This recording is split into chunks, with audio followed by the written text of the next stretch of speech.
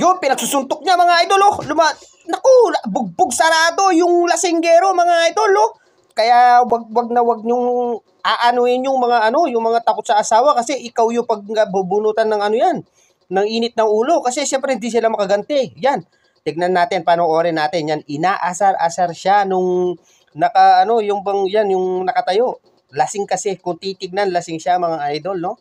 Tignan mo. Samantalang naglalaba, no? Kakatapos lang mapagalitan niya sa asawa niya, syempre, takot yan, kaya naglalaba, no? Kaya, kung lasing kayo mga idol, wag na kayong lumabas. Wag na kayong mag-amok ng away dahil umutang lang kayo ng tapang sa alak mga idol, no? Yan, tingnan natin kung ano mangyari. Hanggang maiinis yan. Syempre, ikaw pa naman, pinaglaba ka ng asawa mo gabing-gabi. Tapos madadaanan ka ng lasing. Ang mangyayari, tignan natin mabuti. Yan, tignan natin ha. Malapit na yan mga idol. Yan bug! Yan, lumaban na. Nakalumaban na si Takusabog. Binanatan walang palag. Siyempre, anong laban mo dyan? Lasing ka. Nalalambot ka, macho man. Tsaka, napakalakas niyan. Sa asawa niya nga, hindi siya umubra. Tignan mo, kawawa.